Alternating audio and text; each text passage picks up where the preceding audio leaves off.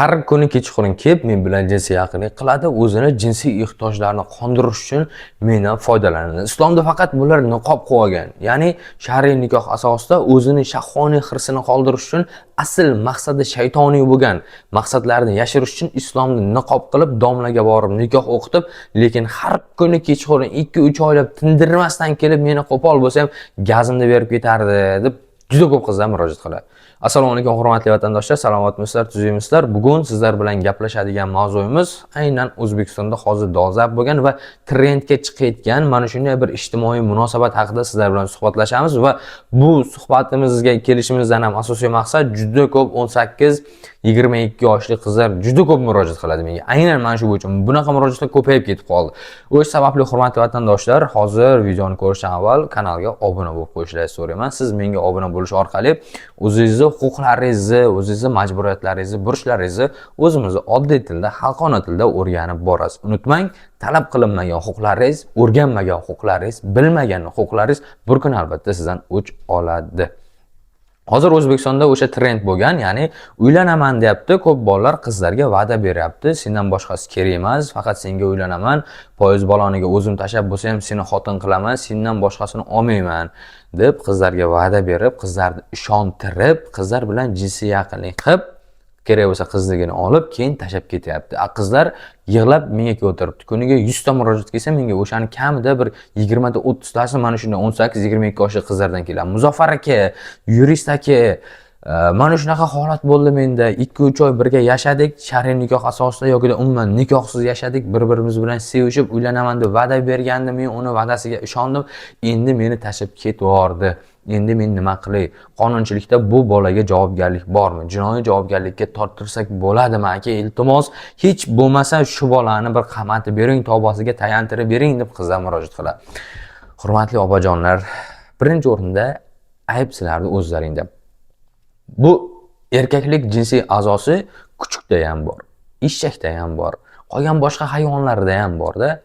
U jinsiy a'zosi borligi bilan erkak bo'lib qolmaydi. Erkak amalida, so'ziga javob berishida, qilayotgan xatti-harakatlarida, odob axloqida, o'zini aqlini qilayotgan ayollarga qilayotgan muomalasida, munosabatida, ularni qilayotgan himoyasida erkakligi ko'rinadi.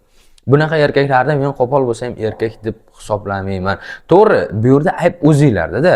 Xo'p, ular gapiga javob bera olmabdi degan hurmatli qizlar, raz shunaqa niyatinglar bor ekan, kelajakda oila qurish niyatinglar bor ekan, boringlar ana FHDga borib, qonuniy nikohdan o'tib qo'yib, xohlagancha paqa-paq qilmaysanmi? Hech kimda ishi yo'q sizlar bilan. Bunaqa bo'lgandan keyin qonunchilik bu holatda javobgarlikka torta olmaydi. O'zbekiston Respublikasining qonunchiligi, milliy qonunchiligimiz bunaqa munosabatlarni, deylik, mana shu ishqiy munosabatlarni tartibga solmagan.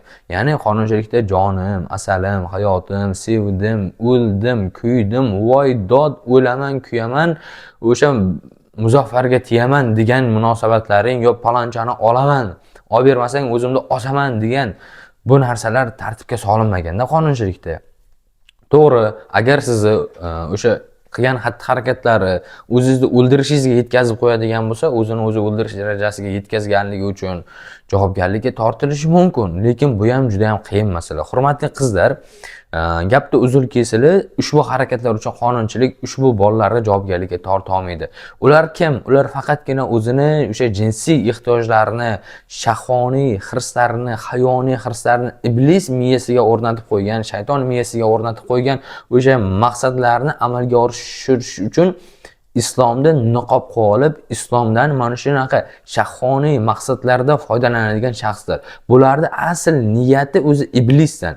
Agar bularning niyati sof, pok bo'lganda, borib qonuniy nikohdan o'tardi, halol pokiza domlaga borib nikoh o'qittirardi, keyin borib bir 50-60 ta odamga osh berib, chiroyli to'y qilib, oq ko'ylakda olib kirib ketardi.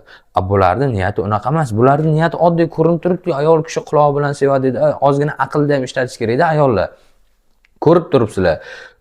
O'zbekistonda o'sha trendda mana shu narsa. Ya'ni to'ydan oldin nima emish? Yoshlar ota-onasiga bildirmasdan birga yashab olsin, bir yashab ko'rsin, qani 2-3 oy bir-biri bilan qanaqa bo'lar ekan, bir-biriga tushsa, keyin oila quradi, qonuniy yoki shar'iy nikohdan o'tadi deb mana shu narsani trendga chiqaryapti ekan. Bu narsa ochiqdan ochiq zino-ku axir. Hurmatli qizlar, Qiz bola aytyapti, Muzaffar aka deydi, bitta bola bilan tanishib qoldim, gaplashdik, uylanaman dedi, va'da berdi, ishondim. Xo'p, bo'ldi, Toshkentda ikkalamiz ham student, kvartira oldik, kvartirada yashayverasan, men har zamonda senga produkt, ovqat, mayda-chuyda olib kelib turaman deb aytdi. Xo'p, keyin kvartiraga chiqdik, kvartiraga chiqqandan keyin har kuni kurguli sutka oqshom keladi. Oqshom kelib tindirmasdan jinsiy aloqa qiladi men bilan.